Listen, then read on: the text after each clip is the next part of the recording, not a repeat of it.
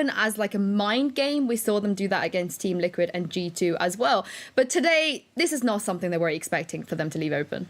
Yeah, I wouldn't have thought so, because this is a map that Wave do like to play. But they ban out Ascent at the same time, which is the second map that FNATIC don't want to play overall, right? So they're pretty handy. It's like, all right, we're not very good on Ascent, at least in their eyes, because they ban it. We're not really wanting to play Split. So it's likely that those two maps are banned out, but we still have 4 left. And obviously it's a decision of, do we see that Breeze? Do we not? What do we see in that place? Wave are very good on Haven, and Haven isn't a bad map for FNATIC. They did pretty well up against Sentinels in the grand final, well, up until the last round, unfortunately. Not to bring it up, but we learned from that. And I think FNATIC are going to take that personally. I think there's a lot of stead on both them and Team Liquid to be like, all right, we qualified for Reykjavik. We should be the 2 teams that have got our names in out of the 4 going to Berlin, sorry. So I think that this Wave team, they might lose the map bans a little bit here, but like I said before with Breeze, you need to show that flexibility on all sorts of different maps. Well, with that in mind, let's have a look at the vetoes. They are in now. See what both of these teams have decided to ban and pick as well. Like I said, weren't really expecting Split either. And Ryan, you summed up there with no Ascent. But we are going into Icebox, then Breeze, with Bind being the final map. A big shout out to this new graphic. I absolutely love it. The tension there was on the edge of my seat. Now, John, you are a fan of Breeze. Are you happy about the fact that this is coming up second, but also Wave, who are so good on Haven, have decided not to choose it? Absolutely. I'm a massive fan of Breeze. Well, you know, I will keep. Okay, fine. I like Breeze. It's great. But I think that the fact that the second map as well, which means you're guaranteed to see it, I'm very excited about. And the question is, how are you going to play into that, right? And of course, being Wave's pick, do they have some strategy that they figured out? Are FNATIC practiced? I mean, some say they're innovative. I mean, the line between genius and madness is a little bit fine, but they sort of seem to try and tread that in terms of their innovations. Maybe they are prepared for Breeze. Maybe that, again, you mentioned mind games or something like that about, you know, leaving Split open or not. Perhaps it's the same thing for Breeze. We'll have to wait and see. Obviously, we are going to see it, so I'm pretty excited. I mean, Ryan, this is the first time we're going to see both teams play on Breeze. This is a complete new page for us. We don't even know what to expect, really. Yeah, and I feel that FNATIC are going to have the more zaniest compositions. While we might see them move on from different stuff for Bind to not be on that FNATIC comp as it's been deemed by a lot of people, maybe they set the way of playing on Breeze. And really, if you can have a set way of playing on Breeze, it forces enemy teams that don't want to go up against that to ban it out instead of what they usually want to ban. So I think if Bind can nail down this, if FNATIC even can really nail down this new map, I think they can actually do a lot of work to a lot of the other different teams in this region, because we saw G2 losing it to Vitality a couple of days ago in the open qualifiers. I think it's going to be the difference between good and great teams going into the EMEA finals. So let's see what FNATIC can do on it, as well as Wave. I mean, FNATIC have done so well so far with the depth of their map pool. But again, if you look at Wave, they've done something very similar too. But we're going to have to leave Breeze for the second map as we go into Icebox first here. I know, Ryan, we spoke about Murray already on how good he is on that Sky. But we are going to head into Agent Select. And this is one of those maps, Ryan, where he isn't playing the Sky. We've seen him play the Reyna recently. And it makes sense why you'd want to put that on. It's not unlike a lot of teams where you would effectively see them move off players that usually play like a Sentinel role, for example, to then go on and play a Reyna. It's a common choice, but it makes sense. Like you said, Murray is just a player that looks like a duelist, that functions like a duelist. And a lot of people I've heard have been saying about the new Sky, she's effectively a duelist. So he's like, great, that's fine. I also want to shout out Nico as well, who used to play a lot of Breach beforehand. Then Breach popularity went down, Sky went up. Now they're playing both on a lot of maps. So that's a lot of flashes. Basically, get your sunglasses prepped if you're FNATIC, because Wave hit, and they hit really hard on retakes and executes. Their utility's really good, but we know that FNATIC really set the pave when it comes to the way that they play off of utility and the way that they play off together as a team. This is going to be a really good matchup. This will be indeed. I'm 100% with you there, Ryan. And before we head into Agent Select, now, John, on Icebox, I cannot believe we haven't mentioned this yet, but there is so much to talk about with everything that's been going on this closed qualifier. But this map, I feel like Durka is just a different breed on this map. Durka does the same thing, I feel like, to every single team, but outside of Sentinels, really, we don't really see anyone else that has an answer for him on Icebox. If you think you're safe, Durka's just around the corner to give you a nightmare about it. Honestly, this guy is a unit on this map, and I think that it's going to be very difficult to deal with him. The mobility, the verticality that's exhibited, especially obviously as we fly through over on that A site, I think is phenomenally useful for a player that likes to do as Durka do and dome people around the corner. Obviously not Doma, but we're going to be seeing probably a lot more of that sort of aggressive style. Well, that sort of style that Durka is so known for. I mean, outside of Bind as well, we've seen FNATIC also pull out a new comp on Haven. They've already played Icebox in the qualifiers, but they haven't changed anything up. So we're not expecting anything too spectacular in terms of the creativity with agents here. I feel like we'll probably see the same set of agents they've been running for a while now. We are going to head into Agent Select. The guys are ready, so we can see what they're pulling out today. Again, like I said, if you guys are familiar with FNATIC and seeing what they've done in Iceland, they've pretty much have been running the same comp here, Ryan, with nothing too left field. Yeah, I don't think either teams are really going to pull out a new book of tricks for Icebox. It's a map that you really need to respect when it comes to your compositions.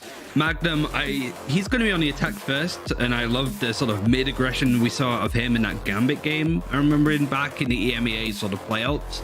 So maybe we could see a bit more out of them. And yeah, this is just standard stuff for FNATIC so far. At least we can have a more look on the rest of Wave. It's going to be Nico actually moving over to that Sky. And like you mentioned, Murray is going to be on that Reyna, Carcass on the Jet. Double duelist versus this typical composition we see from FNATIC. It should be a standard set, but we'll see what Wave can do on the defensive half.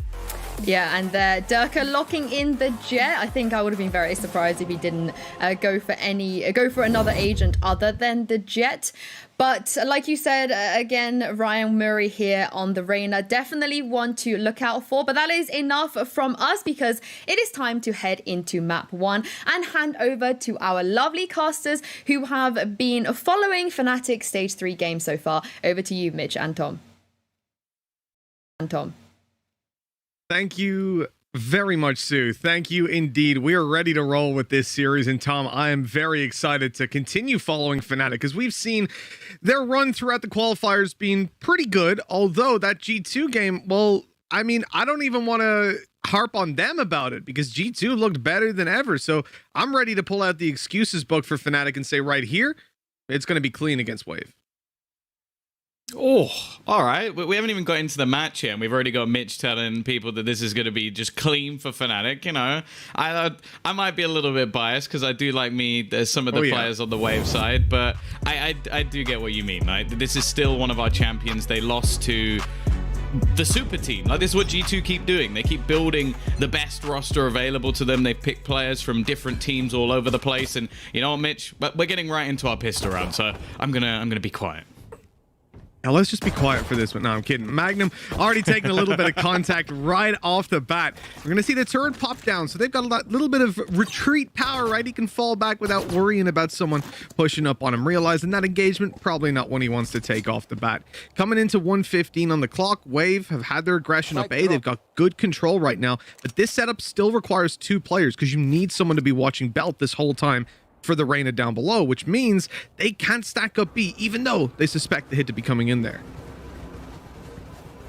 It's looking like Durka's about to take that early aggression. Nico going to try and get something done here. The flash round actually gets nothing. Going to blind a couple of players, but Durka gets the kill nonetheless. And already Magnum finding another one will leave us into an awkward position now for Wave.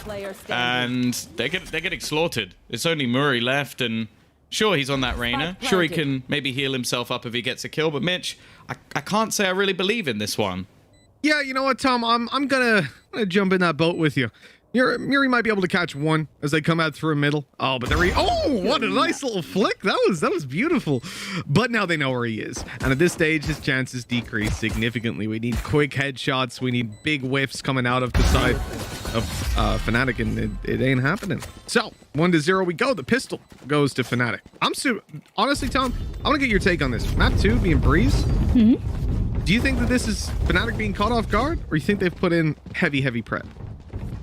I don't think this map would be in the pool if FNATIC didn't play it. Mm-hmm. Like, it's one of those things where it's like a sort of evil we know, I guess, or like the evil the other way. Like, I just don't think that there's going to be any sort of opportunity otherwise. So, realistically, I would expect that they have put some practice in. Revealing area. Yeah, you would guess so. That was my same thought as well. At the same time, I really want to see if... like for Wave pulling it out, they must have something up their sleeve, right? They must have put in the preparation, and that's a map I'm super excited. It'll be our first cast of Breeze. Right here, this is also one more thing, Tom, because obviously we've been doing the open qualifiers. We've just been on the server, or our observer has been. Now we have that beautiful UI back. We can see the weapons, the abilities left. So much. Really, honestly, it's like a Christmas present getting to use this again. And because of that, we can see that there's just classics into this round. There's basically nothing to work with for Wave, and we don't expect them to get much done. But despite that, Carcass, I feel like he's the kind of guy that can come out with a couple kills. You know what I mean? A few right clicks up close, and there is a player right down below. Yeah, he's the one who might be doing something a little bit cheeky here. Unfortunately, it's gone a little bit wrong for the remaining players as they try and get back into the site. He's actually a really almost interesting character when it comes to this roster, because when we saw him previously, let's go all the way back to right in the beginning of challenges where we first saw them, when we even saw them upset FNATIC. He was a Jet one trick. I think that's the only way to really put him down as a player within the scene. He played Jet every single game. That was all we saw. Whenever we saw the agent select come up, we were like, don't worry, guys, Carcass is picking Jet. Now, he's almost like a Swiss Army knife. Like, we see him playing controller on some maps and just completely switching up the way that he plays and almost just filling in roles. So, there's been a lot of development when it comes to this team. And I'll be interested to see if that's actually going to work out well for them. I've realized as well that as I said, this is going to be an easy series for FNATIC. I really hope it is now, because otherwise I feel like my curse is genuinely going to be real. Yeah. And then I'm getting in trouble. Some angry tweets, some angry DMs. But for anybody who doesn't know, yesterday Mitch predicted 4 teams, obviously out of 8. And every single one of them was wrong, without fail. Like, that included FNATIC. It was impressive. Like, it was impressively wrong. My prediction was that you'd cursed people, and that prediction was correct. So, if anything, I'm 1 for 0 right now. Yeah, you and Paper Thin jumped right on it. You said, you know what? I'm going for whatever teams Mitch isn't. And you were right. So, I'm keeping my mouth shut today. Although I've already kind of spoken at the start. But anyways, we'll move past that. This is a buy round here, and we're obviously looking at FNATIC as a bonus, but they're still getting some damage done and making their way towards the site. With 30 seconds on the clock, it's time to plan. There's 2 players down this alley ready to spam through that green box. No safe haven for FNATIC to actually get a plant in, and it looks like they might just have to go for a decently open one. In fact, trying to bait out utility and sprays at the very beginning and leaving Durka to go up above for a kill. That's beautiful stuff with the spike. Still not down. The problem hasn't been solved, and now Durka's all alone. No, the right click into a dismissed Reyna. He loses his knives and loses his lives. That is going to be 2-1. Wave answering up here, but this was a bonus round for FNATIC, Tom, and all things considered, they did pretty well. Yeah, of course. Like, that is like... the thing is, you call that a bonus, right? Because it is. Technically, in terms of the finances, that is a bonus. When Durka has Bladestorm, I don't count that as a bonus anymore. Like, it's not fair. The man is too good individually. Also, we then have to talk about how many kills he got in the first couple of rounds to be able to afford that now, because we know that it's up to 7 orbs, which is a little bit more difficult to get. So the fact that he even has that in round number 3, a little bit absurd. But you know what? That is Durka on Icebox. He is almost like that loose cannon that is just sent in to try and start things off for FNATIC. Here's the drone to start things off for FNATIC this time, but it hasn't spotted Muri, letting him get one and dismiss away. A teammate comes in, and it's Zeke, but he's on... Oh, hello! Hey, Gap! They know the dome is up close, but the communication wasn't there. Wave blindsided, and the advantage they had just completely disappears. FNATIC now on the side, and this time the problems of the previous round won't come back to haunt them, as they can just get that plant down nice and easily. And Wave have to answer back. The good thing is, though, they've got Sky to do it, and the Flash is about to come back online. In fact, the Seeker's used to buy that space, but Mystic, he gets ahead of the problem and takes them both down. 3-1. FNATIC, they're here to play. It almost seemed like even though they used the Seekers, they still kind of questioned where Mystic was going to be. It's like the ultimate itself tells you where they are. Now, I know from speaking a little bit to the side of Wave that I almost feel like the reason they're playing Sky in almost every single scenario is because they've realized that there is now an ability to almost abuse that agent in a lot of cases. Like that ultimate, I'm going to go ahead and say it, I don't think it should be 6 orbs. Like, I feel like that's ridiculous. Like, especially later on, we'll probably see Murray play it. How often do you think he's going to be able to get 6 kills? I think quite regularly. So it almost seems a little bit silly that they're able to get that so quick. And I wouldn't be surprised to see more duelists actually switching up so they can just have free information each round. Yeah, I can definitely see that. In this round here, information is going to be the least of the problems, though, because they've got pistols. And we've seen what happened last time. FNATIC got away with a flawless round, bolstered their economy massively. But it's not going to be flawless. Oh, certain he was dead, caught as he puts his wall up, and still the classic just not strong enough. The right clicks of old, maybe just coming back for a second, a glimpse into the past, with Nico dropping 2 and making sure that this is still a costly round for FNATIC. Despite some good foundations in the early stages, they will have a bit of reinvestment. He has a couple more clips there, can spam off a few more right clicks. Maybe actually has a chance to win that round. I don't think it's going to be happening. Now, I do want to premise this by saying that I don't think this is a particularly good map for Wave, just in general. Like, we've seen them try this specific comp where they bring in the Reyna once.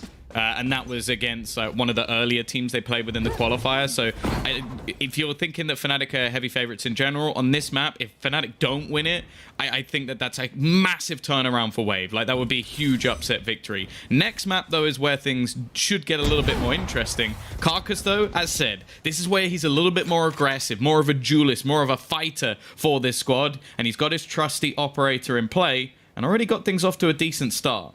Durka suspected that he was around here. He was trying to jump and shoulder peek it's a bait. the angle for so long. That res coming in baits him into swinging wide, and the kill right afterwards. Now even a lockdown to be used, potentially, just to clear out the rest of the site, but it looks like they've decided against it. They have 55 seconds on the clock and a man advantage. Plenty to work with here, and it looks like they're going to allow Durka to have a little bit of... Oh no, they're actually going straight in for the plants and spamming back onto Zeke. That's a nice little 2-man advantage and a spike plant with a Viper's Pit to protect. Yeah, I think they've just planned around what ultimate they were actually going to use in this round. They had so many available to them on that side that just completely ends the round. And I think realistically, Wave are already starting to look to try and back Cow. That was from up on top. Was that just... I was on top. I thought he just shot him straight through the pit. I was thinking that that would have just been unreasonable if he'd done that. Most random angle. all right, that's fine.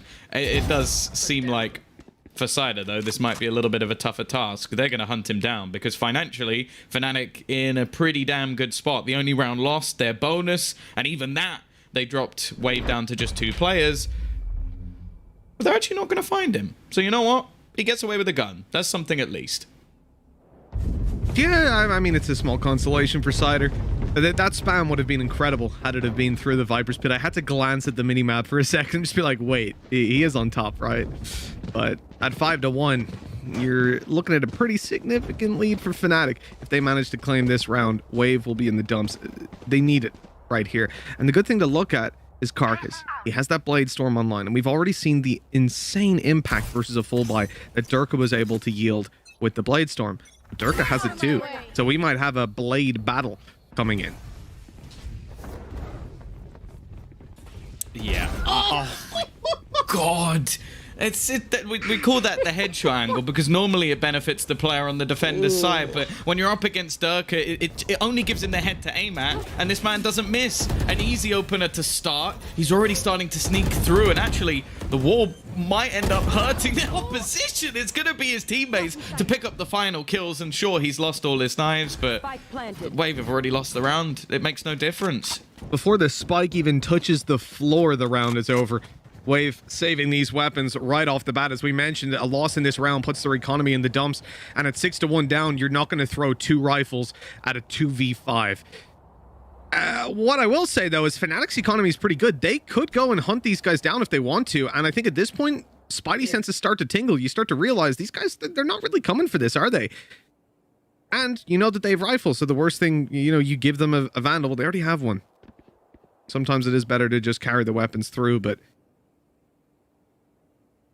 curious to see if they go. You're FNATIC at this point. Like, sure, taking the weapons is always going to be valuable, but at the same time, Wave haven't really put up much resistance. Like, there's been a kill or two. Yeah. That's basically been it. This was a flawless round. Like, yeah, sure, you could run in, but maybe you give them some ultimate orbs, and I would almost say that it almost sounds a bit harsh, but I think the ultimates might actually be the bigger threat at this stage, because just them having rifles, they're just running over them. They're just walking through rounds. You're looking at Durka with an average combat score of almost 400. Oh my god. It just seems obscene when you say that. 400 combat score. If you could finish on that, I'd be setting records or coming close to it.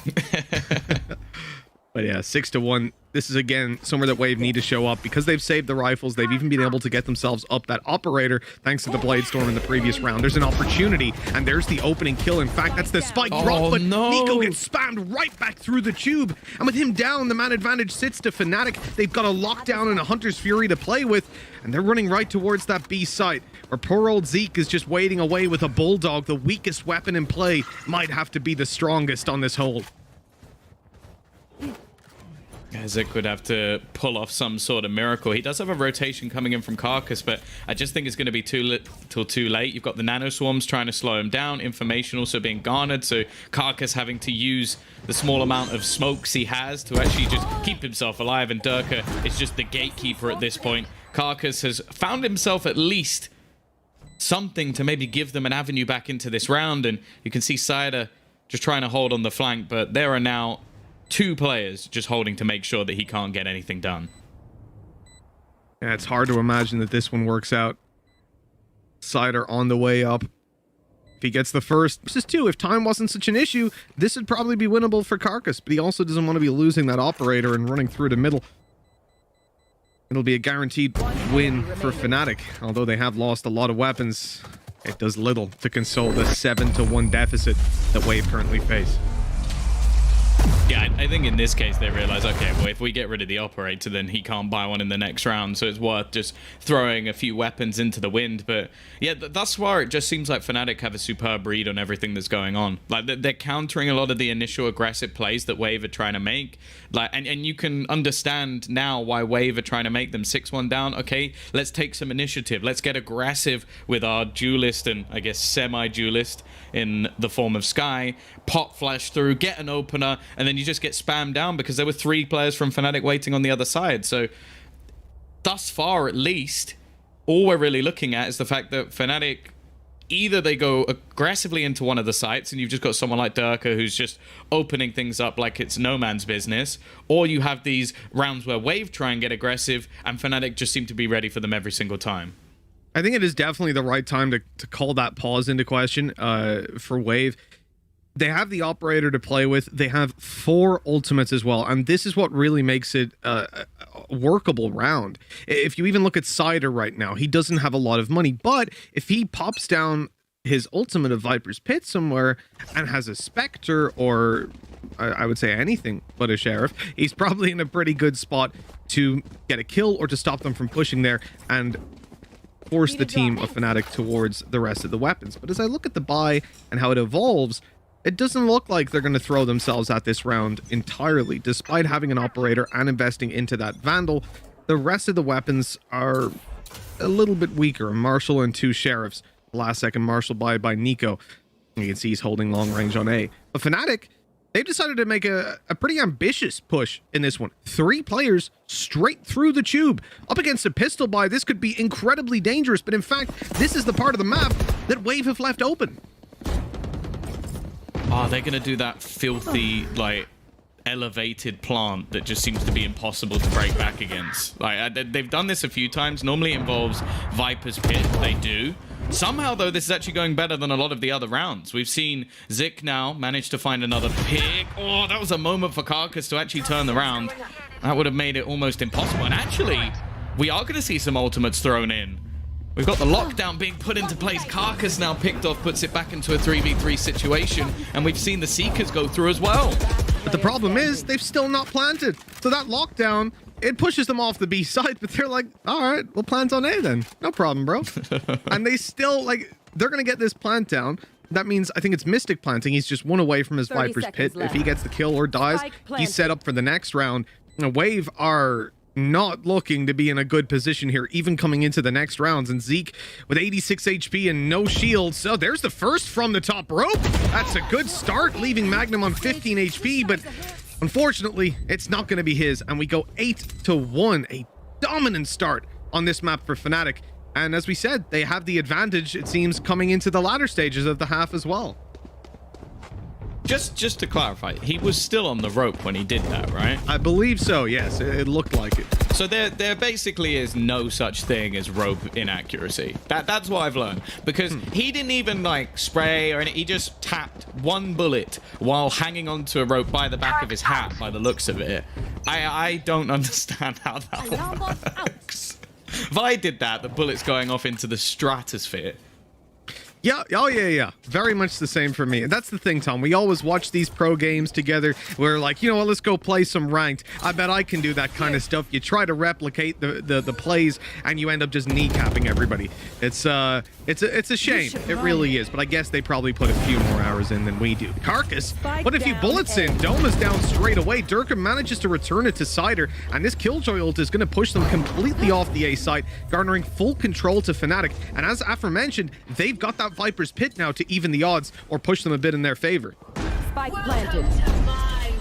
It's going to be popped almost instantly. Now, there is an Empress on the other side, but I don't think it's going to have the same sort of impact. Mystic is already going to be picking off one. He's got Durka lurking around the back, but actually he goes pushing, and they lose Mystic as well. The worry here, though, is there's still a Hunter's Fury, if they even need to use it. And Magnum, up close, they don't even expect Boaster to just be hiding in the corner. Why would you? He has a Hunter's Fury online. You're going to think he's as far away as humanly possible, hiding in the back, ratting it out, and instead, he was on site. Has he used his Hunter's Fury this half? I don't recall it. I'll be honest with you, Mitch. I don't think FNATIC have needed their ultimates that much. Like, let's put it this way. The round before, where there was the pistols, the rifles, whatever, we saw multiple ultimates popped by Wave in a 3v3. FNATIC used none and still won the round. That's, disappointing, shall we say. It is the map pick of FNATIC if we want to sow some, Oh, so dead. some seeds of hope, but I don't know about that. I still feel like when we come over to the next map of Breeze, that's somewhere that you can't even escape him, man. Sneb's a headshot as well through the cloud burst. Disgusting. Yeah, like, coming onto the next map, I don't see...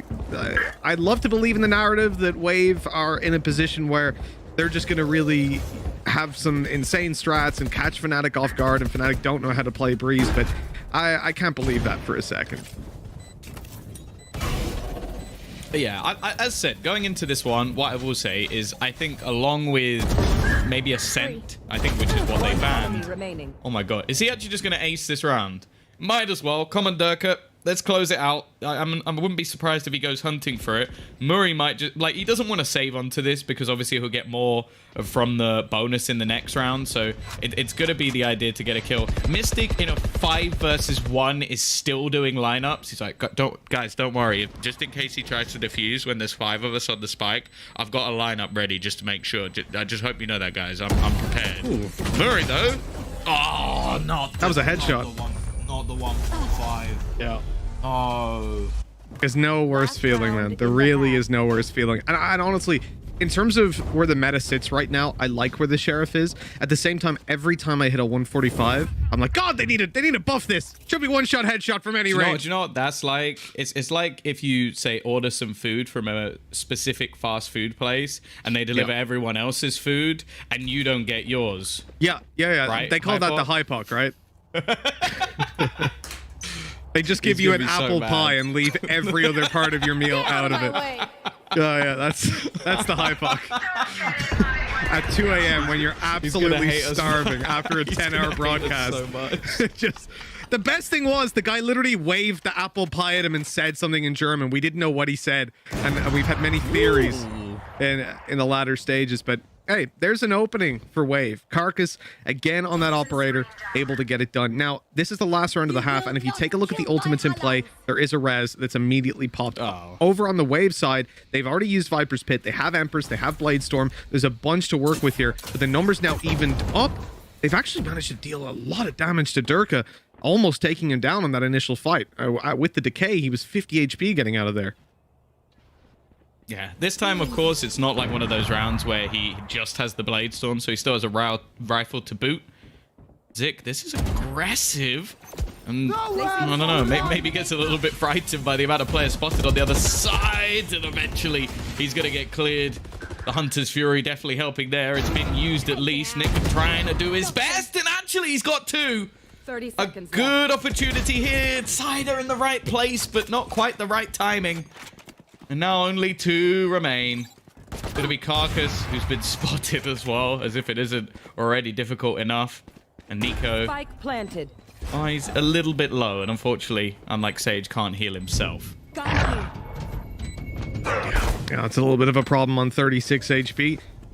As they come into the site, Carcass is going to be the one to do the heavy lifting. At least you'd hope so. That's where the Bladestorm comes out. Not going to use that operator as a shotgun when you basically have a shotgun.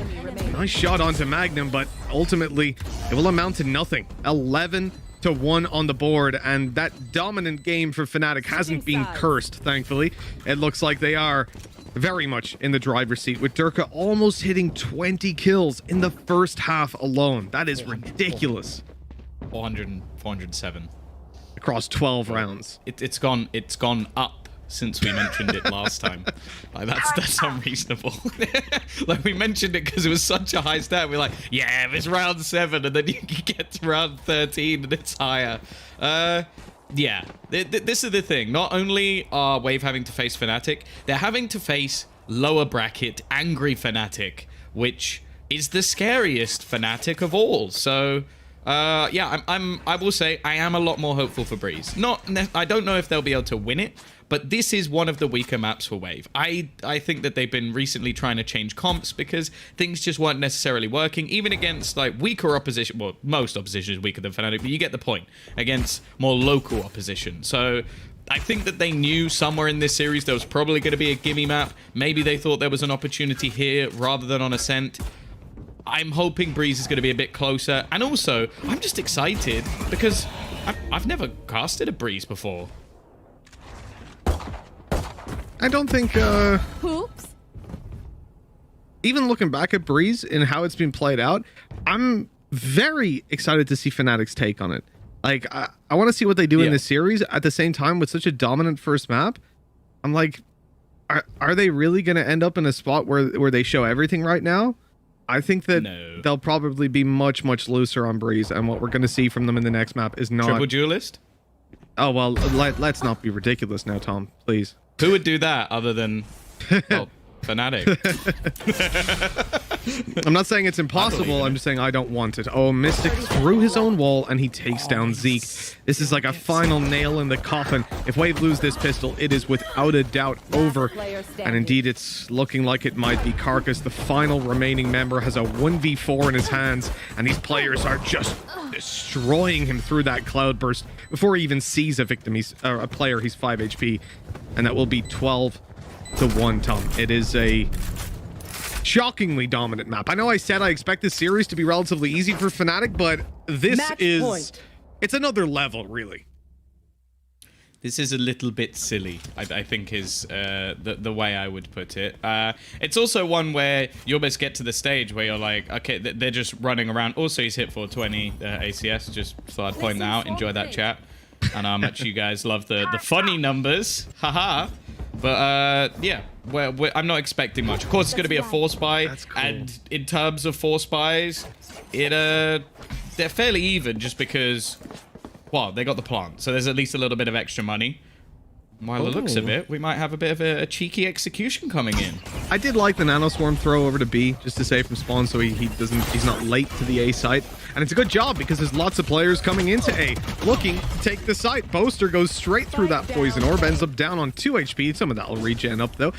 And as we end up in a advantage again for FNATIC, Wave, they need to find something. They need a hero in this round to keep them alive and give them a shot to at least get more than the one on the board, and it might just be Muri. There's the first kill for the Reyna. He's been kind of quiet, but in some rounds, those 2Ks, those 3Ks, they come in. Use the dismiss instead of the heal, so now he's very low, and up on the rope, Zeke is taking a lot of damage. Mystic able to close one out, but the spike has made it to the side. It looks like it might even be planted until Zeke is left alone and taken down. 13-1, Tom.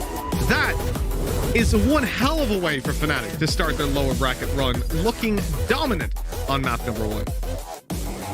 Wow, we don't get Boaster Cam? What, is he like... It is so expensive now just to get him on camera because of how many clicks he gets. He's charging by the hour. They've decided he's probably not going to be celebrating this one as much as the others. Yeah, that was just utterly dominant. Like, FNATIC made that look incredibly easy. Durka back on the Durka show, making everybody else look like they're human and he's just some sort of god that has come down to play Valorant. It wasn't, I'll be honest, it wasn't enjoyable to watch. Like, maybe there's some FNATIC fans who've just had a great time, but I was hoping for much more of a competitive map. What still puts at least a little bit of hope is that we are going into Breeze, and we have never seen FNATIC play it. So realistically, well, I guess you could also say that Wave haven't seen them play it, so they can't have come up with any counter strats. But let's hope in a wonderful world that gives an advantage over to Wave.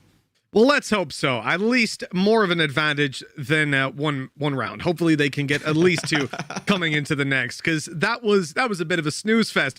We want to see some competition, and we know Wave are capable of it. I want to see everything that they have to offer. But before we see Breeze, we're going to throw things over to the analyst desk after a quick break, and we'll see you back here real soon.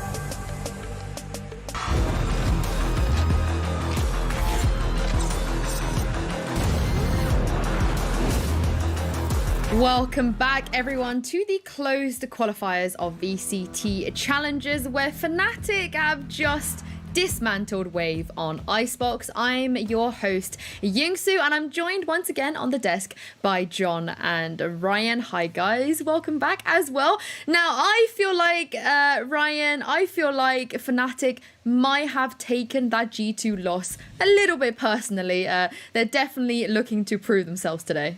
They are absolutely fired up, as you can tell. I find it funny, the first ever analyst desk I did on this broadcast, we saw Liquid beating Oxygen 13-0. The second time, get a 13-1. So every time I seem to be on, the first game is an absolute slapping down of one of the teams. And so, yeah, like, I think that FNATIC instantly went to the drawing board after that loss against G2, especially with the bind map.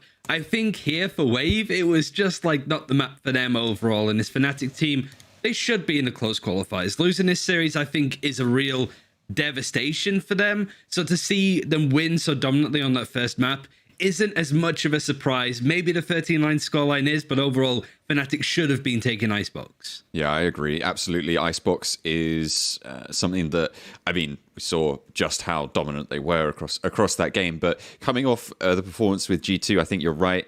They are not here to play, right? Well, they are here to play. They're not here to mess around whilst they're playing in this matchup. They do not want to take this one lightly. I said it sounded like they were confident from the interview that they gave at the start. I feel like they've just made my words come true, which I'm very appreciative of for them to be able to do that. But absolutely a phenomenal performance coming through from all of FNATIC there, just to really anchor down on Icebox and give themselves a great staging. I mean, John, we also got to talk about Durka. You know, we mentioned that he's kind of good on Icebox, and I think he was kind of good today as well. Yeah, 5 out of 5 for Durka. Super Poggers gamer, absolutely unbeatable. This guy is mad. He's just flying around. Nobody can stop him. I mean, you know, air traffic control tried. He said, "No, thank you. I've got 5 knives." He was incredible in that last game. Unstoppable, unbeatable. Any of those adjectives would be apt to describe this guy. I don't know what you can do against someone who's playing like that.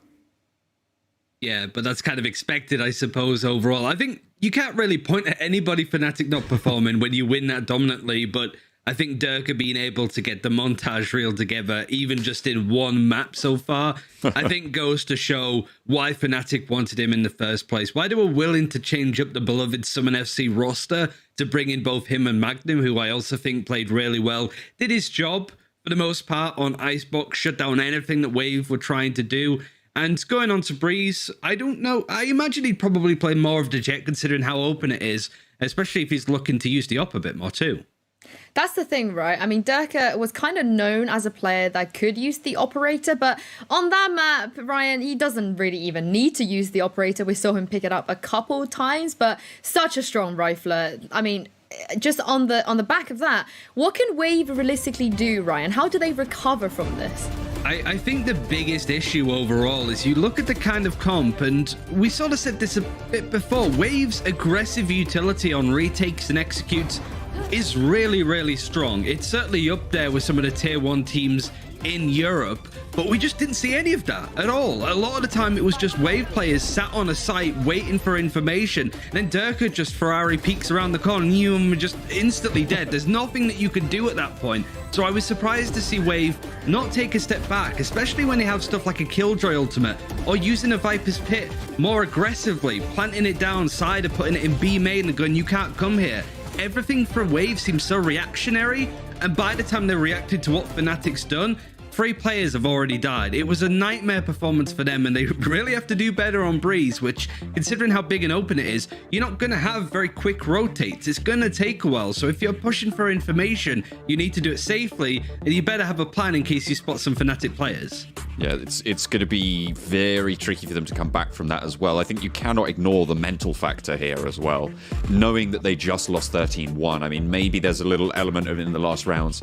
Perhaps they're sort of just strategizing for Breeze out the back of it, trying to come up with a new sort of set of ideas, because obviously their composition did not work here, right? That double duelist just fell flat, and for whatever reason, they're going to need to figure out something better moving into Breeze. But maybe that is what they've done. Maybe they've strategized specifically for Breeze and specifically against FNATIC on Breeze. But then again, FNATIC seem to have been re-strategizing as well. It's all chaos is all I can really sort of come out with at the end of things. So I'm really excited for Breeze, but I still do think it's firmly FNATIC-sided here. Well, let's talk about this map. This is where it gets a little bit difficult, especially for us, because we are going to have to theorize a little bit here. Ryan, you have already kind of touched on how strong a Jet player would be on this map. It does feel like it could potentially be Durka's playground, but like we said in the pre-show, we have never seen either of these teams play on Breeze. This is completely new for both of them. I don't even want to guess what FNATIC are trying to play because they'll probably do something really odd. I think you have to talk about the agents that you would 100% expect to see. Viper, because Viper's really good on at least shutting down one of the maps. Sentinel, maybe a Cypher. The map is just way too big for Killjoys, even for the lockdown. It's not big enough for either the A or B site. I want to see more Sky. I want to see Murray, at least in this series, play that agent, and considering how much we've talked him up, have a good and better performance. Carcass, most likely going to still be on the Jet, needs to do better with the opping. FNATIC did a really good job of shutting him down, baiting him out onto aggressive angles, but considering the economy wasn't really there for Wave at all in Icebox, if they find themselves with big guns, they need to be a bit more careful and not put themselves in positions where not only you die, but you give Durka an operator. That just makes it even more difficult to shut down. So it's going to be interesting. FNATIC's composition is certainly one to keep an eye on because they pioneer new maps as they come in with their strategies and comps. I think that their composition is, as you say, very, very open to the possibilities. I spoke a little bit about how I think that this map is very prone to a retake style and how you're going to have to try and play for that. So as such, I think we should see Breach a little bit more potentially for the ability to sort of lead things in. I mean, I've always been a fan of Breach. I think you're right with Cypher. I think it's a little bit less impactful here. I mean, maybe you could throw it on in, but I'm expecting as well that Viper, as you mentioned, Ryan, and potentially I feel like a spanner in the works here. Omen, I think, could be pretty interesting because you're so mobile, obviously, with the ult there to be able to just get wherever you want to be and get there quickly. Potentially a little bit more useful. So, those are my three that I'm going to be looking out for. Whether or not FNATIC are going to listen to me this time is remains to be seen. I mean, honestly, they could do anything. Well, the Breach is interesting there, John, because in the past, I think if we were to see a Breach on one of FNATIC's maps, it would be Boaster. I think Boaster has kind of carried the Breach duty as long as his roster have sort of been together. But recently, we've seen Magnum play Breach. So it's not just about the agents they're going to pick here, because, John, we don't really know who's going to be on what at this point. No, and I think that is, again, another strength of FNATIC, and it's going to make Wave's time a lot more difficult, right? It's going to make their potential pre-strategizing a lot harder. But I think that you just put either of them on it, and I think that it's going to go quite well. Honestly, I don't think you could call who's going to be on this Breach. I just don't think it's possible when we haven't really seen any Breeze from these two teams. So I think that is just a wait and see. But yeah, I'm expecting that it might come into the fold, especially given its sort of popularity, obviously, after the changes coming through. I think it's an incredibly valuable pick. Yeah, one thing that I wanted to note as well when it comes to agent selection, Yoru isn't bad on this map at all. He could, if there's a team to play it and to bring some zany strategy, it'd be FNATIC, but it's also a bit of an ace up the sleeve potentially for Wave. If they lose this, they're not going to be part of the main event. They'll have to play Challengers 2 alongside Heretics and Nip and all those other teams that didn't make it. So if there's a time to pull in a nice, cute strategy to maybe pull back the series, I think against FNATIC is a good time to do it. I mean, yeah, like you said, Ryan, this isn't over for Wave. They had one bad map. It happens to a lot of teams, and this will be a great place for them to come back into this. And do you feel like the way to come back into this is through those zany agents, or do you feel like, get Murray back on the Sky and sort of let him do what he knows? It's a good question, really. I think the problem is, bear in mind that Wave did play up against FPX, and it was a pretty close series. Like, FPX maybe looking a little bit weaker after losing against Guild, but that's a good result. And Wave dominated their game against BK Rogue to actually get to this point. But that team that I watched and those games that I saw was not on show today. It was this weird, maybe nervous lineup that wasn't sure how to go up against FNATIC, who did change up quite a lot of their own strategies on Icebox. A couple of different Sage walls here or there, and obviously doing that kind of thing. So yeah, Wave, just play it simple and safe, but that's difficult on the brand new map Breeze. I mean, yeah, it's going to be difficult any time of day. But yeah, I'm excited to see what they pull out on this one. FNATIC as well. Versus Wave, I feel like FNATIC have it in my mind. So that's my prediction if you were going to ask me. Don't Mitch curse this. You know, we got too many curses already. Maybe John curses a thing as well. As we said, both of these teams will be making their Breeze debut, and so will our caster Tom Biz. They will be back with Agent Select right after this break.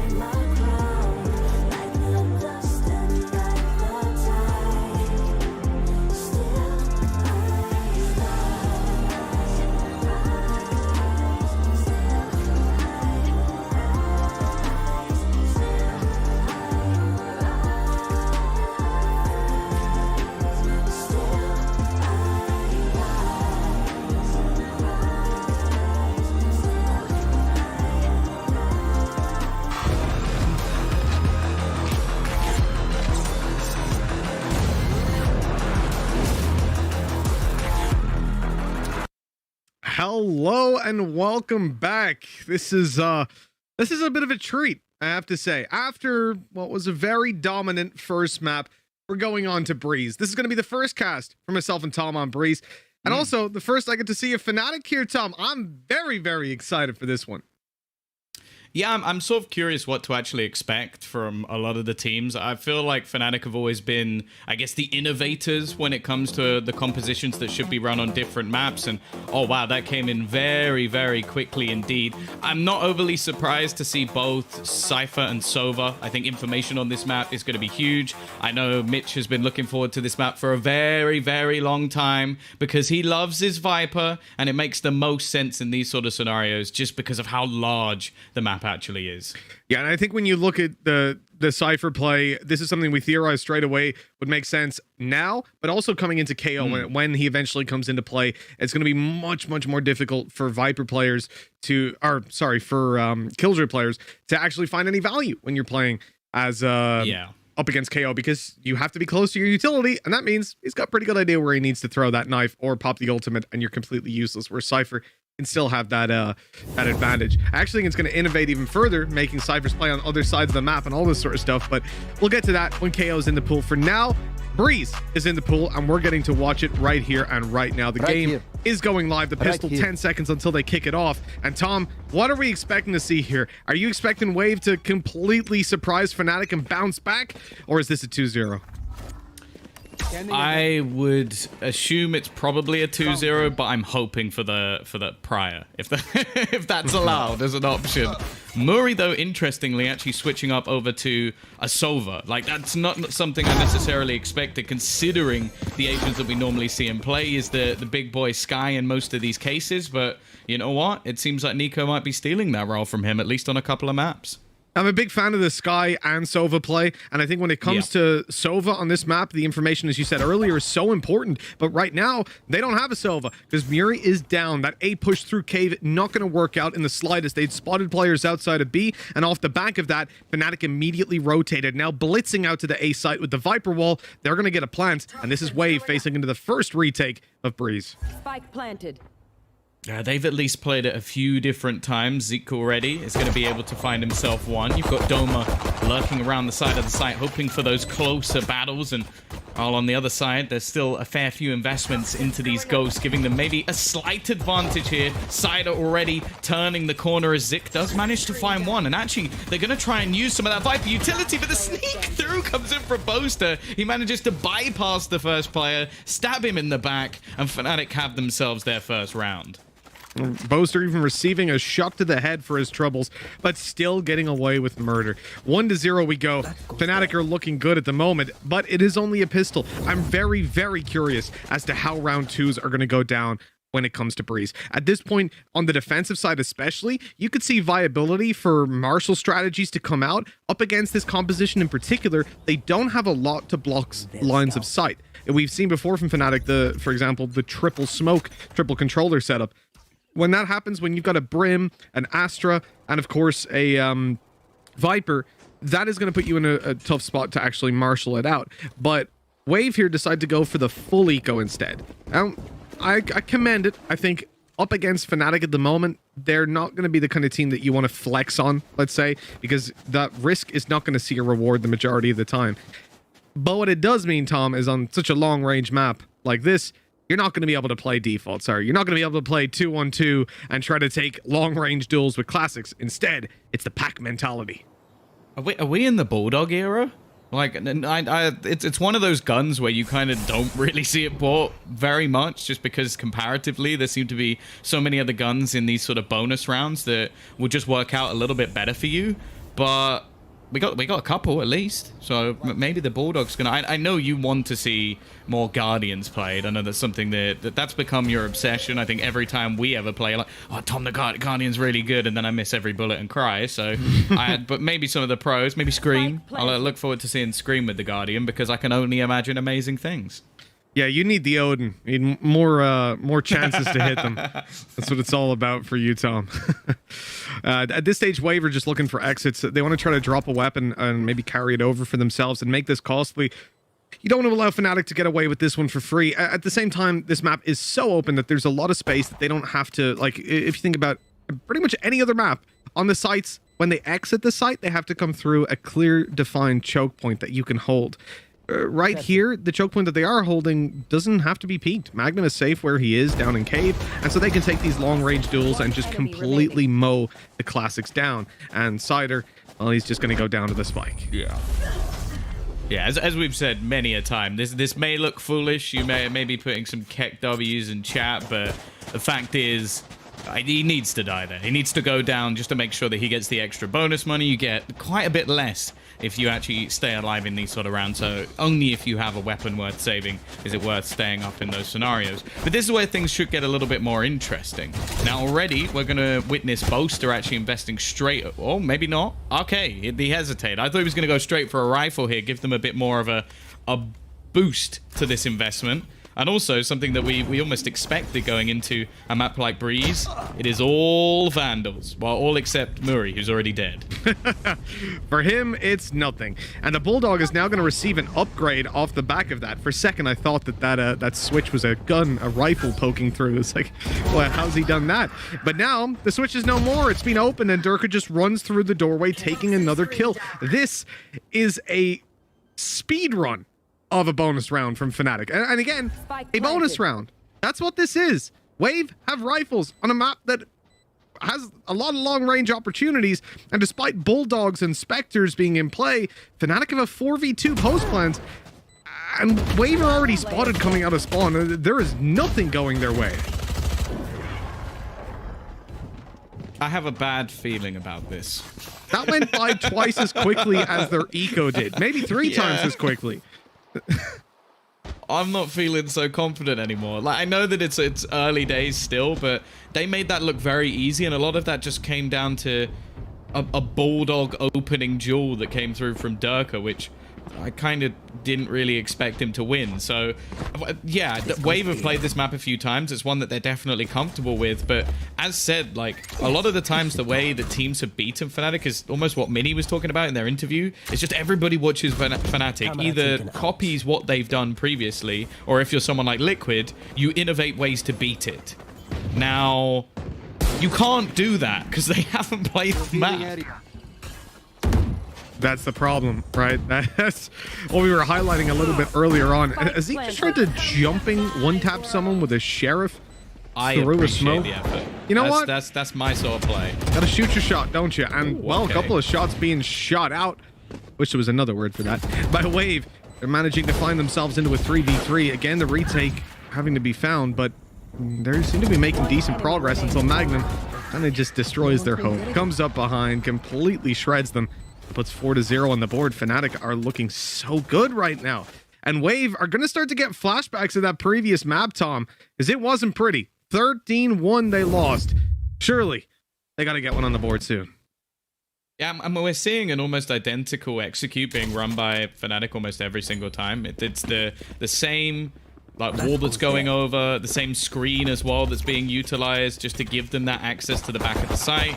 They're then having all of their after plants set up. I think that ice wall in particular is just really annoying because it almost looks like you might be able to just jump over it, but you can't. So it's just in the way awkwardly, and then even give some angles for them to shoot back out of it if they want to try and play peekaboo. So they've not really had to do much more so far, and you can already see they've just thrown down the same screen and are now going in the other direction.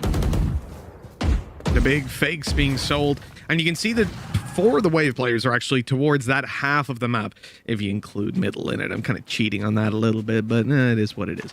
I like Cider's wall here. This is something that has been theorized on a lot when it comes to holding down the B site. The choke point itself, having your orb there, obviously allows you to stop and slow any sort of pushes coming through, and then the wall on backside, in case they do breach it, will allow your teammates to get into position and mount a retake. It's a really nice Viper setup, and I think FNATIC at this point, they're hoping that the presence that they're making over towards the A site causes some sort of aggression, causes these players on B to push through, but that is not the case. Oh wow, just snuck a cam onto the site. He is watching you at all times. Carcass, though, he's got his operator in play. This is where the game might change. He got 2 in that shot. A 2-for-1. He didn't even know the second player was there. Oh, that is a little bit of bad luck for the side of FNATIC, and an explosive first round looking likely now. 15 seconds for both to try and make it here. Stop peeking him. Stop peeking him. That is 3 kills in the space of a few seconds. Yes, the remaining players are just going to hide. They're going to hide. I said they're going to hide. Stop peeking. Oh man, Cider really wanted that kill. Everyone did. There we go. It's finally found by Zeke, but from what was feeling like a very good round, let's look at the context of it. Carcass manages to find 3 kills in quick succession, one of which being a collateral of sheer luck lining up on the choke point where Magnum was still behind a cage and a Viper's orb. Now, that's not going to happen every round. And then in the 5 versus 1, Boaster almost ends up killing 4 of them. Kills 3. That's going to put a sour taste in your mouth of what should have been a very dominant and morale-boosting round. Yeah, the worst thing is as well is killing him changed absolutely nothing. Like, it made no difference. There's still a full buy on the other side. Like, if they had brought a lot of these rounds close, maybe. This is cheeky, though. Oh, I like it from Carcass, though. Being more proactive into middle, getting them not only information, but also potentially denying some of these flanks. Like, Magnum has been so irritating so far, but we're back to what we know and love. This basic execute that's coming through from FNATIC, sectioning off the site, but there's a few counters now. The spam through finds a first. Carcass has caught another. Now the screen's gone down, and Carcass is still holding on to this position. And both jets without their dash, so those aggressive peaks become less and less likely. And in fact, we're going to have a heavy rotate because look at Magnum. He's all the way up in their spawn. And it seems like they have absolutely no idea, no notion that this is possible. He hears the steps and the rotates coming through and is ready to catch Jet as she comes on back through to middle, or indeed to the side. That's the kill that he needed, but now his position is given away and the legwork has to be done by the rest of the squad. Still a heavy stack on the A side, and FNATIC probably don't have a notion that this is the case. Nico, well, he's not going to last very long, nor is Muri. This is a dominant round, at least bouncing back into it, with Durka being in the 1 versus 1, an Operator and a Blade Storm in play, the spike to go down, and Cider known to be playing B. Durka, oh, the little fake cloudburst down on the left side, as he's just going to wait, hopefully bait that player into the open, into open combat, and now he's spotted him. The information to play with on both sides, but the clock plays for Durka. Cider is creeping over, but that Operator is trained on the angle, and Durka just doesn't miss. There is the 5th round for FNATIC, and a disappointing loss for Wave, especially when you take into consideration that the opportunity for a flawless round was fumbled, leaving them in a position now where their economy is in a much worse spot than it really should have been. Spike down. I feel like there was like they lost that round off their own mistakes. Like, don't get me wrong, it takes Durka or Magnum to come back and actually clutch that out. They are the stars of the show for the reason. They're the players we watch in the majority of cases in FNATIC, but you spotted Magnum in mid. That's also the 2nd round he's done that. Like, we saw him come through and clean up just a couple of rounds ago where he wrapped around the back. He shouldn't be allowed to do that twice. That need, like, if it's the fool me once, you know the rest. Like, it's one of those things where that's a mistake I'll allow you to make once. The 2nd time, now I'm starting to think like, okay, this is a map that you pick. This is a map that you play. You need to be prepared for someone like Magnum to cause you problems. And that was what, a 5-on-3 that was lost because him and Durka were able to find positioning that they shouldn't have been able to. A disappointing start for Wave.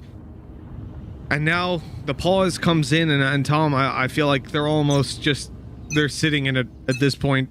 They're facing into a very light buy. A Blade Storm in the hands of Carcass perhaps causes them to think about further investment. Even the likes of a Marshall dropped over could make a decent difference in the hands of the right player alongside that Blade Storm. But the overall scope of this round is that they will get destroyed with these weaker pistols. That is the expectation. And Carcass down to 1 knife already right off the bat with very little damage done. That's all he needs. It would be impressive. That's the thing, though. He gets the kill and he gets them all back again. You know, it's a nice little gift. And already, the flash going to be coming through. That's pretty nice. Nico, what? Okay, 2 kills. You take that one all day long. Now, can he get anything more? Yes, there's going to be Cider on the other side, who's managed to pick off another one and grant a gun. And while Boaster was somewhat playing, this is almost a little bit of a bonus. He decided to buy a Spectre into this one. Yeah, he probably shouldn't have even needed to use the Spectre at this stage. Wave, as we said, we set the expectation. This is a round that they should have gotten absolutely rolled in. And thanks to a very aggressive play by Nico, a brave one that actually connects, they're now in pretty much a winning position. It seems almost impossible to lose, right? Cider has got the flank locked down. They have a 4-man stack on the site. They're ready to play on contact. They have a camera watching the walkout. Now Boaster's dead. He's going to be swung on, and that's it. Very, very nice round from Wave. Thus far, though, I noticed that FNATIC Maybe not in this round so much, but in the other round where Wave were on that eco, you saw FNATIC play much slower than when they're versus a buy round. And it seems like they almost respect Wave more when there's pistols in their hands than when the rifles are there and they're that little bit more predictable. That's at least the boost. That's what we were looking for. Like, that's the explosive round that's going to get the blood pumping, maybe bring Wave at least back a little bit after some sillier mistakes in the early rounds. I don't really know how Nico got 2 kills there, I'll be honest. Like, the classic Here. right clicks, Here. getting the job done. Here. Now, it seems like found my Zik wire. is going to play this one a little bit more passive. Not so much taking the fight. Sturker has been able to get a fair few openers in these upper halls. Now, they can try and split this through into the A site using the door, and they've attempted that once. Now, they bait Zik into the open. Murray's still going to be here, but he's also been punished multiple times trying to face off versus these players. And in the meantime, Boaster is trying to find one with the Hunter's Fury, but Nico and Carcass have gone huge. Oh, they're back. They are back in the saddle. Wave have started to find the rhythm. Here's the Sheriff from Mystic, though. Good for one. The flash. Oh, that's done him. Surely. Somehow he survived, but as he goes back out, there's 3 players ready and primed to take him down. And Boaster falls, leaving a third in the hands of Wave. Much better. In fact, I'd say 3 times better than what we saw on the previous map. And it's only beginning, right? Their defensive side of Breeze, they found the solution. Now it's just about continuing to apply it. I don't even know what I want to see them on. Like, talking about round objectives at this stage of the map is ridiculous. But I do feel like with where they're at, finding the rhythm and bouncing back, it's a good sign from the previous map. I think also with no officials on the board for FNATIC, I feel like the defense might actually be a little bit harder because you haven't been able to put a lot of the strategies you have into play. Maybe the synergy might be a little bit off, whereas I'm always going to expect Durka to get openers and Lurks to be able to come in from Magnum, which, you know what, he's attempting to do that right now. He's just walked straight into the B-site. We haven't seen too many executions in this direction, and this time it seems like the read is pretty decent. Murray already rotating in a little bit earlier after his normal mid-play, and they've kept that one nice and clean. It definitely seems like Wave, after what was a huge round victory, have now managed to push off the back of it.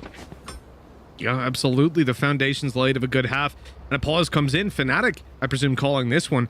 Maybe feeling that little bit of extra pressure on their shoulders, although I'm sure Wave are going to be happy enough to take a breather and look at how they want to approach this one.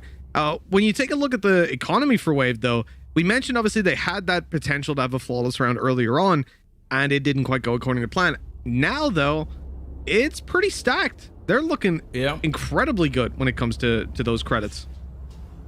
I think as well, like, it's clearly a big part of their plan to have that operator into Carcass's hands. So the fact that they do have the money now, that they'll be able to afford it for the next couple of rounds, is huge, because he has been incredibly impactful. He's been roaming the map, getting aggressive into mid, trying to deny certain players control of different areas. I think the A-site defense as well. Obviously, I think it's a combination of him and Nico, who over the last few rounds has been the difference maker.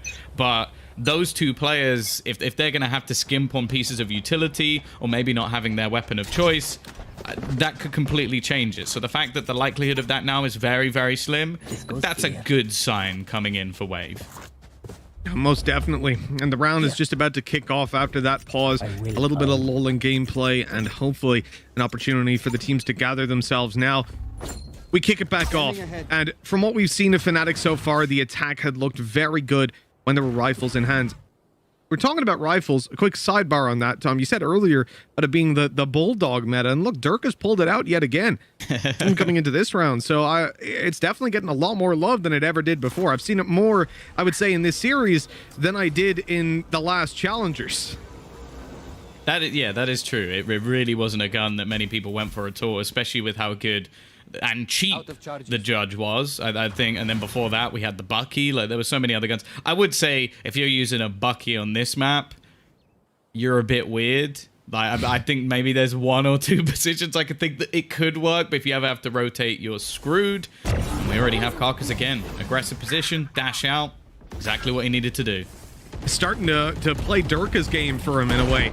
Like, this is something that, hold on, let's just put that point on the back burner, because it looks like we're having a B hit right off the bat. And Cider, he's using that wall that we talked about earlier, but now he's completely out of juice, and so they have to go out for the peaks. Boaster being swung on from every angle at this point, surely doesn't stand a chance, and yet they're not in sync, and so he's able to offer up a couple of 1v1s and put it into a 1v3. We've already seen what Boaster can do in these situations when all he has to rely on is his aim, and again, another headshot to be connected. The spike planted, 4 bullets in the chamber, and a wide swing from Zeke will get the round on the board, but that came dangerously close. The hours and hours of Boaster's DM sessions have definitely been come to use now. Going to be a little of a walk. We'll get a bit of downtime as we see the operator retrieved. Even though they've got plenty of cash, they're going to make sure that they're not just wasting any extra. Well, they can easily get this one back into play. No time forgotten. But yeah, the thing I've noticed so far, at least, is I think FNATIC have their like clear plan when it comes to their A executions. As said, they've got their screen, their wall, the lurk.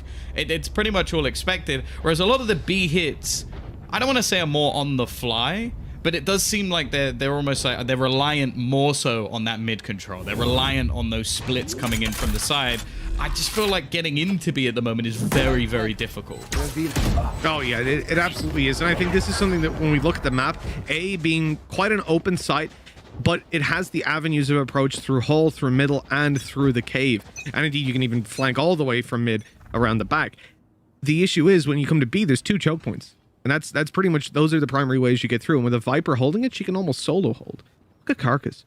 Big change up here. Playing the B side instead. Vulnerable to a peek from window. Though his teammate is watching it from afar. He's hoping that someone gives him that close range peek, but they're falling back, and now Carcass starts to get aggressive. This is where he doesn't really have a mode of escape, and the shot is going to be missed. The dash, in fact, doesn't even connect, and out Durka goes. Not even managing to land a bullet. Either player, in fact, with Carcass only barely receiving a tickle in the end. Yeah, I think he spotted Cider at the back of the site and realized that, okay, maybe I get away with one, but the chances are I take a bullet in response. So he decides that Durka, his own survival, is worth more. Again, though, Magnum, they're starting to become a little bit more wise to the plays that he's attempting to make. That short B push with an attempted split. Not really going to be coming through. Now they're going to have the owl drone to try and find out a little bit of extra information. That will be taken out, but now the split begins. And with only 2 defenders and a sort of rotation having to come in, they're reliant on these couple of players, and Carcass is only going to get 1. Cider, though, however, has brought this back into an advantage, and now the rotation is coming. It is. He's been wall banged up, though. The Hunter's Fury seeks him out, and Durka is the one to finish him. Pushed out of position. 15 seconds remaining. That spike needs to get planted, and it's only on its way to the cross now. The orb is going to go up, but if he falls on the way through, Boaster might just lose the round from that alone. It looks like he'll get the plant as Durka picks up a 4th, seeking the ace out now. They can play this one together. The steps heard. Nico swings, and he's only good for the 1. That is FNATIC finally claiming a 6th round on the board. A good comeback by Wave finally meets a blockade, but it's not over yet. 1 final round to play for, and it could be neck and neck coming out of this half. You can kind of see why Durka wanted to stay alive in that initial fight, didn't you? He ends up getting 4 kills while just running around the site, clearing pretty much every angle for his team.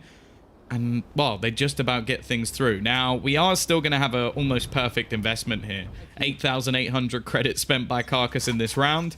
So he's going to have absolutely everything. We know that Jet's utility has also become quite expensive. And on the other side, because they only have 1 player left, well, I would say there's a few pieces missing, but Durka does actually have his Blade Storm. Yep, that's going to be the difference maker, right? The fact that he can actually have that sniper shotgun crossover. Look at Doma. Right away, ready to just go on through. They're going to pop a wall. This is being saved, and no! A complete whiff there, falling down from the top of the wall. Good intentions, but not good results. Man disadvantaged to play with Viper's Pit down on the B site, but they bypassed it completely. Now coming in behind it from middle. And that plant can actually be secured. But look at Cider. He's not staying inside the ult, instead realizing these players might, in fact, decide to go onto the back site. He's looking for them and trying to seek them out. But as of yet, spotting absolutely nothing, and then gets completely torn by Durka. Boaster with another leaves Nico by himself, Tom. It's a 1v3. It's been a messy round, one that's hard for Wave to keep track of, and one that's hard for Wave to win. Spike planted. Boaster's eventually going to go down, but I fear it's too little too late. He was just almost playing with the remaining couple of players on that side of the map while his teammates opened up into B. Now they have an afterplant of their own, a Viper's Pit of their own, and sure, there's some utility available, but with the HP only at 30, one knife needed to the leg for him to be picked off, like, I just don't have any belief that Nico's going to be able to pull this one through. He'd need to catch the drop onto Mystic as at least the beginning. The flash is strong, but the headshot slightly better. It's 7-5 for FNATIC. A decent half in the end, but when you consider they were 5-1 up and Wave needed a big turnaround, it's not too bad. Oh, this is definitely, to me at least, this is a positive sign for Wave. The fact that they bounced it back the way they did despite a huge deficit in the beginning means that they're actually starting to match up to FNATIC on all fronts. The other side of it is, as you mentioned earlier, Tom, you can imagine for FNATIC, with this being their first official, the defense could provide a couple of problems for them. Not like a map that's so challenging for rotations. You really have to get it right the first time around, and it might not be so easy for these guys. But it all comes down to whether or not they've had that immense amount of practice. We don't know how much they've prepared for this one. We know that they've definitely put the time on and that they want to play this map. But Wave chose it. Wave have the history there. Maybe that's going to be what puts them ahead. Let's see what is going to be, or what their attack side is going to consist of, as they've already come in. The first 1 minute and 30 left on the clock, and you can see that their preference is definitely the A side off the bat. Deploying drone. I like the cam. It's just going to give them information if there is going to be anybody pushing in the upper halls. Instead, though, we've got the drone coming through, trying to clear some of these closer angles, and Mystic's going to get attacked. He's screwed. That is a really strong out drone over the top. He's taken off the middle of the site, and now the two players actually kind of isolated by the box. They're going to try and wrap around the back of the site, get themselves close to the pyramids, or Madonna, as it's so called by Pansy. Boaster, he looks like he's about to make something fairly risky. It's actually Magnum that gets that kill, though, finding it from afar. One enemy remaining. Well, they've put themselves into a man advantage on the Wave side and gotten the plant in. That's something to play with. And look at Z coming right up behind. Doma has absolutely no idea, and he's been spotted down below. The drop shot not going to land. Doma, in fact, able to pop a heal off the back, and he'll have a little bit of HP to duel these players with. A headshot will finish him off, but he can do the same to them, both being sub or equal to 100 HP. Carcass closes it out, though, putting 6 on the board for Wave. And, well, with the pistol under their belt, Tom, this deficit almost fades away entirely, provided FNATIC don't pull out one of those eco rounds that we saw from Wave earlier on. Yeah, I think we've also just witnessed, like, even though how expensive that out drone is right now, like, they're basically half of your credits gone in the early stages of the pistol round. The value of it was just massive, like instantly picking off Mystic. That's his screen gun as well, which was the counter to them going into this site. That seems to be the way that FNATIC want to play it. Use that screen to at least make things a little bit more awkward, almost create a cross on the map. And by the looks of it, they don't care.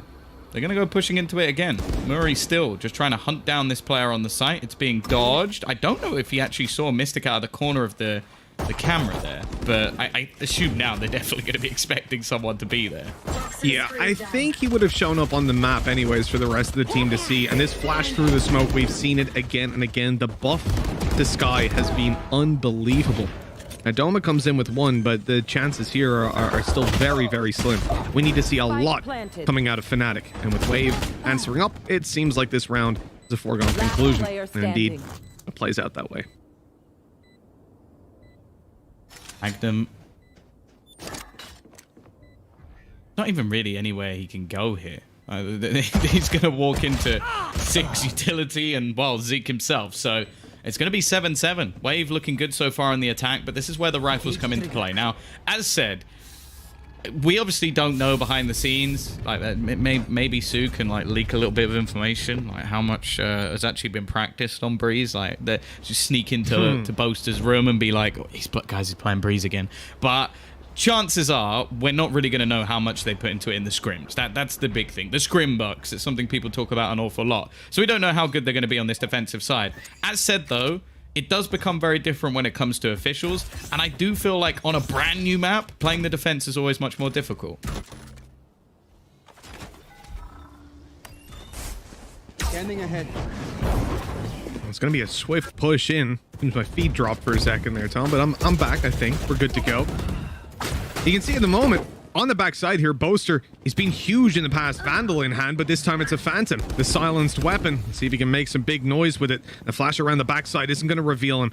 They don't know where he's gone, but Zeke quickly spots him, and the mid-control that was left in the hands of Cider lurking around yields big results. Mystic, the final player left alive. A 1 versus 3. That really doesn't feel doable, and it looks like Wave, after equalizing up, may just have put themselves into the lead. Not really much Mystic can do here, and again, this was somewhat of a bonus round coming through for Wave, so this is a huge victory. A fast take onto the B site, not really looking fantastic for FNATIC and their ability to hold it as well. And this 8th round, it wasn't like they broke the wheel or did anything incredible. It was just a very, very fast take execution and isolating some of the players out of the site. So Mystic has no choice, of course. This is probably one of the ideal save spots. You're just going to be able to fall right back down into your little hidey hole. You just got to hope there's nobody waiting for you in mid. Well, that's the thing. And you got to hope no one comes in there and sprays you through it. I've seen that happen a couple of times, but at this stage, Wave, they've got the lead back, man. They're looking pretty good. And the bounce back from a 13-1 deficit, and you see the comfort that they get on this map. Maybe pushing them ahead by a tad. And that B hold showing a couple of problems. We talked about how difficult it is to get into that B side, and yet Wave made it look quite easy. And coming into this round now, I don't think FNATIC are going to be feeling all too good. Even looking here, so Mystic has his Phantom, but the rest of the team, they're probably even just sticking down onto Classics at this stage. There's not very much that they can buy at all.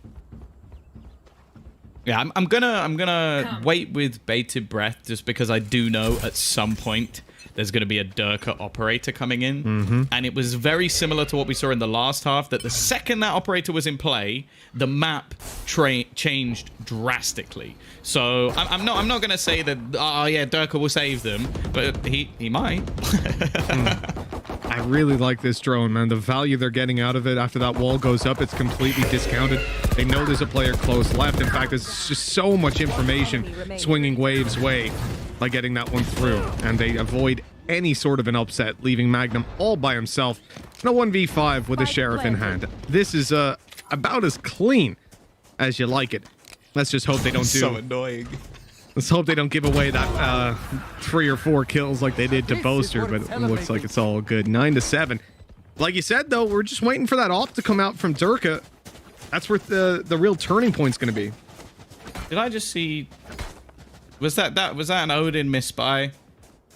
I saw him have an Odin in his hand for a second. Now I know that we don't normally talk about that sort of stuff, but if he has gone Odin, I want to know where it's being played, because especially from what we've seen so far from Wave, it's been very methodical. Their executions look solid. Their information finding has been almost perfect, but they have not done that. Okay, it definitely was a misclick. Well, Durka, here is his operator, Mitch. This is what we were looking for. Already taking a much more aggressive stance into A. It does allow Mystic to potentially rotate, but straight away I spoke about these Seekers and their farming of them up, and it's going to be a very fast take in, but Carcass is already dead. He's been caught by utility.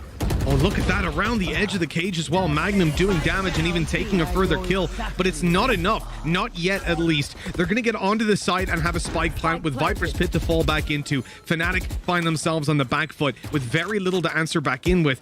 Of course, with this operator, it makes it very difficult to play inside of that Viper's Pit. Instead, Durka will be looking around the edges for a victim, and indeed, they might just find one because Zeke has been spotted. His cage is there, but it doesn't provide the protection he hoped for. And now, Cider, post-plant setups on their way. He has a poison orb, I presume, indeed, so that time is going to run down even further, and then he can look to swing and stop it right at the very edge of the clock. But the wall is in play, and he only realizes it now as he comes into vision. He is taken down, and the defuse is there. FNATIC 8 on the board. They've managed to take this buy round with a bit of a different approach, and I feel like even if Wave go back to A, Tom, their setup that we've seen work for them so many times, that drone through the wall, it's going to be met by Durka by the looks of things, and that could put a real spanner in the works. Yeah, I think it's definitely going to get tougher from here. I think also credit has to be given to Magnum for his initial setup on the site, like utilizing all of those cages, like having the trips to almost just give him the free information and kills, and also trading out 2 players as the entry, because that was the way they almost just ran through in the rounds before, was that he just like got dominated. This time, denies them initially. I don't think Durka realizes where he is. I think he's got lost in that flash. He's on a different They cannot planet. see me, Mitch. Don't worry. Stood in the open of the site. I'm John Cena, bro. What you talking about? I love this lurk by Zeke. He's waiting for B aggression. Actually ends up catching Boaster, moving in through the tube, and that puts him down to just 5 HP. At elbow completely locked down. FNATIC can't get any flank play from there, and instead they'll look to Magnum coming through the halls, and that position has just been left open. Wave were watching it this entire time, but Nico just started to move towards the site. They'll at least escort Cider back over, but if Magnum has the correct timing on this, he could catch this whole team completely off guard. Ultimately, it comes down to Zeke and what he does, and as we see, he's going to be setting up a tripwire. Nice. Now, Magnum knows his chances of sneaking by are quite slim. Can he get over that? He's jumped over. Oh, he has. Oh, he's got through. This could be a huge problem. It all depends how quickly they get through things on the site, but he's going to be coming around behind. First one goes down, and Doma has done an incredible job himself. Now leaving it all onto Zik, the last man standing, and it is going to be FNATIC taking the round. The flank, maybe not the most integral thing in the end. It's Doma just doming players as they walk through, but nonetheless, that might need to be looked at, because I don't think they were expecting someone to be able to jump over that. It's a matter of inches, honestly, Tom. If he could have gotten that tripwire placed slightly further back just to deny him jumping up on that ledge, it would have been perfect. And as he was just walking by, throwing it, hey, these things happen. But they cost you rounds, and I think the fact that Carcass was taken down is a big, big thing. Like, if he's still alive in that situation, maybe we end up with another one of these big plays on the operator, but instead, the top fragger is destroyed by a small clerical error. We come into round 19, and I have to say, with the scores neck and neck and the way FNATIC have been playing, Wave are the ones on the back foot, because they're now searching for a solution in how to break this hold. Yeah, one of the things I was expecting a little more of, though, within this map in general, is some mid plays. Like, a lot of these have just been straight up executions with maybe alert coming in behind. Like, we haven't seen mid dominated, and that looks to be the plan in this round. The problem is, the man you have to face off against when you challenge for mid is Durka, and that is not a fun game to play. The worry, though, is he going to expect the player coming through from that upper position? And the answer was no. Zik has already picked him off. Yeah, right through the holes to get that kill. The one thing I will say is Doma's position isn't all too frequently held. He is rubbing shoulders with Muri right now, the yin and yang Romeo and of Juliet. the door hold. Let's see if they're able to, or who's going to be getting the jump on that one, if at all, because Waves seem to be moving their way towards the B site right now, where FNATIC have left just a... Oh no, Doma's going through, and that lurk pays off massively. Muri has cut him down and left Magnum with no rotations, and they've even gotten rid of him. The site is theirs, and a 2v4 right when they need it. Wave are back in the game. 10 seconds left. Spike planted. Oh, Mystic's going to be Last caught. player standing. Murray's lurk just doing so much damage throughout this match, and now you've got Boaster. Hey, he managed to get 3 in a 1v5, but I don't think he's going to be getting 4 in a 1v4. Like, it doesn't look likely, just opting to try and save that operator into the next round. But there's the first one at least. And we know that they did take some pretty serious damage in the last round, but they're going to want to try and get rid of this operator. Like, not allowing Durka to have that for the next is everything, and this man's lurk in this round was the difference. Like, that is multiple kills now, picking players off. I will also say Zik as well, finding Durka by using those upper halls was a huge play. And that's the thing, I'm not sure, like, with how we've seen this map played so far, I feel like the way that mid is played is so reliant on one player. Like, you have to have, like, the upper halls covered and then mid. And the way that Wave actually adapted was to try and just stack up players to stop the halls pushes that FNATIC were doing, because they were doing so much damage.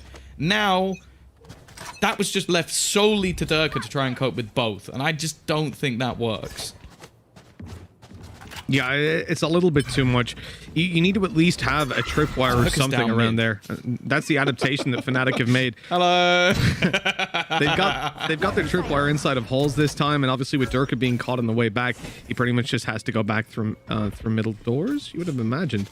And leaving the B site completely open isn't optimal, but when you're obviously playing with pistols, sometimes you have to roll the dice and take that gamble. And for Wave, they're rolling right into this. 4 players, or now 3, as the rest of the team starts to slowly shift towards B. The lack of contact starting to spook them a little bit. But the pistols can still do a lot of damage, and Wave have 0 information on the way through. Yeah, I question if this is going to be worth the risk anymore. The amount of players that have rotated in, they've spotted that Sova was there as well. Knowing that there's going to be at least a couple of players within the site, they're actually going to start their move back. Now, this does mean that the likelihood is they're going to have to face into the Blade Storm that was popped earlier in the round. So it might just get a little bit tougher, and Boast is making a move as well. There are actually 5 ultimates in play for FNATIC here, so maybe they're going to try and cheese it with the ults alone. Oh, there's the Hunter's Fury popped, and although it's found a tag, it's not going to find a kill. Muri and Cider both able to pick up kills. They can go through mid, just about knife out, run to the site. That spike, if it was dropped, it would all be over, but they'll get there just in time. Oh. Nice and safe. 2 seconds to spare on the clock as the spike goes down. And now it becomes very difficult for FNATIC. I mean, damage is probably the name of the game here, but Wave, they're approaching that. Well, that was unexpected. 2 quick kills. There's plenty of time. They can definitely go for this. And in fact, Boaster can grab himself an upgrade onto a Vandal. I think the time is going to be too big of an issue. Okay, well, now it's done. Now it's done. Yeah, although using the Blade Storm would be nice, he has actually picked up a rifle as well. So he is losing a gun by diving in here, wanting to make things more costly for Wave. I have to say, the lurk again from Muri is the difference. Like that 1 kill he gets into the site, realizing it's clear. If that, you even said at the time, if that is 2 seconds later, that doesn't work anymore, because they wouldn't have had enough time to get the plant down. So good mid-round calling, but also solid play from him. And I have to say, considering what we saw yesterday when I think when we were watching maps like Haven, we watched Split, I was thinking of him as that really aggressive, like fast-paced player, using that Sky as almost a duelist, bursting into sites. This game, he's been calm, he's been collected, he's been lurking in the backline, sitting in the shadows while his teammates make noise and make plays. A very different style of Muri's play, but I'm enjoying it just as much. A little bit of a cat jam in the corner. I like it. You got Viper. That animation looks very funny. It's just sat in the corner like, what? Little hand out. Ready to pop the wall, of course, across the A site. And the A site seems to be definitely the preferred spot for popping these walls down. I'm surprised we don't see more on the execute into B, though. Like, when you put one on the attacking side, I'm talking about. When you put one down on, like, the right side of the pillar, you can get yourself completely isolated left corners, but it seems to be heavy preference, especially in the early round, onto the A site, which is constantly forcing. We've seen it once, right? Yeah. It was just a straight down, almost in line with the wall, just a section off the site completely. And I feel like it's almost to force FNATIC into playing these closer range angles, because if they play behind the wall, they have 0 information, right? So a lot of the time they're going up to it, they're using their drones, their recons, and that's putting them in a spot then where Wave, combining the drone that they're using now, basically, if you're playing close, you get spotted and you get fought and probably killed. And if you play further back, well, they get site control. It's basically 2 or 3 pieces of utility that get the site pretty consistently for them. And FNATIC have made the adaptation now and playing super passive, but actually stacking it up. And a huge fake sold on the back of the Seekers, the drone, and the push out to the A site. Even the kill from Muri, they walk straight through Viper's pit, and Mystic is caught with his pants down. These have been some phenomenal calls over the last few rounds from Wave. That is a risky play to make. They throw 2 players into the A site as well. Muri is still holding 2 there. There are still 2 players on A. They've had to throw in that res to bring one of them back, and he's killed off another while Karka's defends. Muri has got 3 kills on a fake on A. It leaves just Durka left alive. A 1v4 scenario. The fake gets more kills than the actual execution. That's ridiculous. Well, I don't think Dirk is getting away with this one, Tom. It would be ridiculous if he did it as well. And, well, he's going to keep them on the side, I guess. Run down that that economy as much as he can. Because he's certainly not winning it. Well, the op's gone. I That's something. assume they're going to have enough money to buy another one anyway. But it's definitely a very costly piece of weaponry that's gone out of this round. 12-9. Like, we are seeing... well, at least what I wanted to see from Wave after the start they had, after the mistakes that were made with players being able to wrap around. We also saw 7 rounds in the first half going the way of FNATIC, but it has been that sort of defensive side that's been a lot harder to deal with. Some really solid executions coming out from Wave, superb fakes, and as said, the calling has been spot on from this team in this map. Wave are a team who in Challengers 1 ended up having to face FNATIC and beat them. In Challengers 2, they then went up against, I think, Pact and lost, but they would have faced FNATIC had they have won that and one more game. It seems like every time that Wave enter these tournaments, they end up against one of the best teams, if not the best. It's just FNATIC by the looks of things. It's always the barrier to entry. They beat them once, they failed to face them the second, and now they're looking to do it again. And here on Breeze, despite a terrible first map, probably the worst game of Valorant I've seen Wave play, at least when I've been casting them, they've bounced back. They've now got the site with the standard A hit we've talked about many a time, and it looks like they're set to close this one out. Very, very weak weapons for FNATIC coming in on this retake. Durka starts it off well with one on the Guardian, and a second, in fact. He is clocking up kills, but eventually completely dealt with. And it seems like only a matter of time until this round goes their way, but maybe not. Nico has to do it all. A 1 versus 2, and the first is found. Boaster creeping up behind with just 45 HP. A Guardian in hand. He needs the headshot, and it's Nico that will find it. 13-9. Wave. They've bested FNATIC here on Breeze, and we're going to be going all the way to map 3, Tom. Ain't no rest for the wicked in this series. Yeah, I spoke to Carcass this morning. He said, you know, I'd love them to let us have Breeze as our pocket pick, and they may have given us a little bit of doubt when it came to the first few rounds, maybe even the first half, but when it came to their attacking side, honestly, it was brilliant. I've thoroughly enjoyed that, especially for our first cast. I feel like you normally expect at the beginning of a map maybe some looser play, some very aggressive play, but they came in structured. They had a plan in the majority of their rounds. You even said at the time, if that is on the back of the Seeker side, that's been a lot harder to deal with. Some really solid execution. complete Breeze. As am I. We'll see more of this map as time